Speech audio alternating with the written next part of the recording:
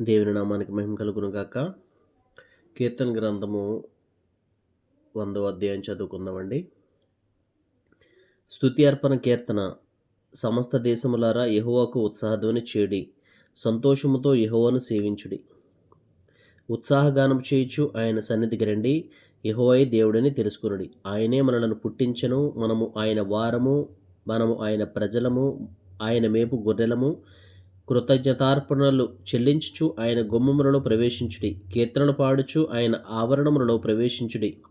ఆయనను స్తుతించుడి, ఆయన నామమును గణపరచుడి. యెహోవా దయాళుడు, ఆయన కృప నిత్యముండును, ఆయన సత్యము తరతరములుండును. ఆమెన్. అపోస్తుల కార్యములు 11వ అధ్యాయం అండి. అన్యజనులను దేవుని వాక్యం అంగీకరించిరని అపోస్తులులను యూదయ ఎన్నంతటనున్న సహోదరులను వినిరి.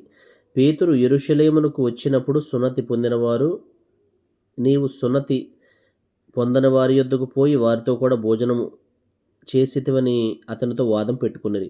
అందుకు పేతురు మొదటి నుండి వరుసగా వారికి ఆ సంగతి ఇలాగ వివరించి చెప్పెను. నేను యొప్పే పట్టణంలో ప్రార్థన చేయుచుండగా పరవశుడనైతిని. అప్పుడు ఒక దర్శనము నాకు కలిగెను. అది ఏదనగా 4 చెంగులు పట్టి దింపబడిన పెద్ద దుప్పటి వంటి ఒక విధమైన పాత్ర ఆకాశము నుండి దిగి నా యొద్దకు వచ్చెను.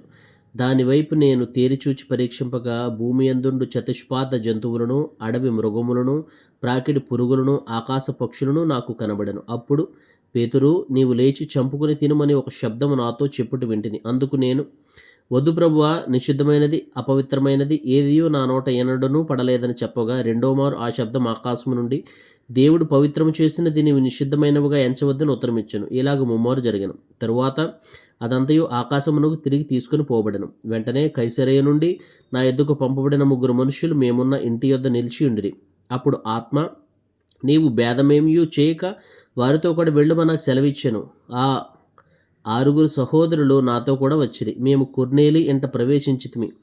అప్పుడతడు, నీవు యొప్పేకు మనుషులను పంపి పేతురు అను మారుపేరు గల సీమోనును పిలిపించుము. నీవును నీ ఇంటి వారందరూ ఏ మాటల వలన రక్షణ పొందుదురో ఆ మాటలు అతడు నీతో చెప్పునని తన ఇంట నిలిచి తనతో చెప్పిన ఒక దేవదూతను చూచిన సంగతి మాకు తెలిపెను. నేను మాటలాడనారంభించినప్పుడు పరిశుద్ధాత్మ మొదట మన మీదికి దిగిన ప్రకారము వారి మీదికి దిగెను. 16వ వచనం నుంచండి.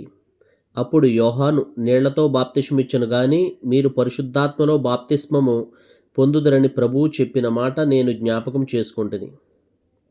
కాబట్టి ప్రభు అయిన యేసుక్రీస్తునందు విశ్వాసముంచిన మనకు అనుగ్రహించినట్టు దేవుడు వారికి కూడా సమాన వరము అనుగ్రహించి ఉండగా, దేవుని అడ్డగించుటకు నేను ఏ పాటి వాడనని చెప్పెను. వారు ఈ మాటలు విని మరేమియో అడ్డము చెప్పక, అట్లయితే అన్యజనులకును దేవుడు జీవార్థమైన మారు మనసు దయచేసి ఉన్నాడని చెప్పుకొనుచు దేవుని మహింపరిచిరి. స్తెఫను విషయంలో కలిగిన శ్రమను బట్టి చెదరిపోయిన వారు యూదులకు తప్ప మరి ఎవరికిని వాక్యం బోధింపక ఫేనీకే, కుప్ర, అంతియకియ ప్రదేశముల వరకు సంచరించిరి. కుప్రియులు కొందరును, కురేనీయులు కొందరును వారిలో ఉండిరి.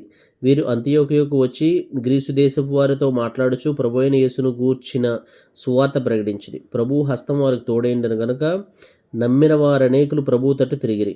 వారిని గూర్చిన సమాచారం యెరూషలేములోనున్న సంఘపు వారు విని బర్నబాను అంతియోకియ వరకు పంపిరి. అతడు వచ్చి దేవుని కృపను చూచి సంతోషించి ప్రభువును స్థిర హృదయముతో హత్తుకొనవలనని అందరినీ హెచ్చరించెను. అతడు పరిశుద్ధాత్మతోనూ విశ్వాసముతోనూ నిండుకొనిన సత్పురుషుడు.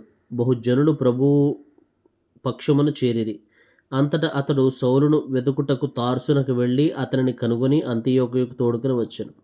వారు కలిసి 1 సంవత్సరమంతయు సంఘములో ఉండి బహుజనులకు వాక్యమును బోధించిరి. మొట్టమొదట అంతియోకియలో శిష్యులు క్రైస్తవులనబడిరి. ఆ దినములయందు ప్రవక్తలు యెరూషలేము నుండి అంతియోకియకు వచ్చిరి. వారిలో అగబు అను ఒకడు నిలవబడి భూలోకమంతటా గొప్ప కరువు రాబోచున్నదని ఆత్మ ద్వారా సూచించెను. అది క్లౌదియ చక్రవర్తి కాలమందు సంభవించెను. అప్పుడు శిష్యుల్లో ప్రతివాడును తన తన శక్తి కొలది యూదయలో కాపురమున్న సహోదరులకు సహాయం పంపుటకు నిశ్చయించుకొనెను. అలాగున చేసి బర్నబా, సౌలు అని వారి చేత పెద్దల యొద్దకు దానిని పంపిరి. ఆమెన్.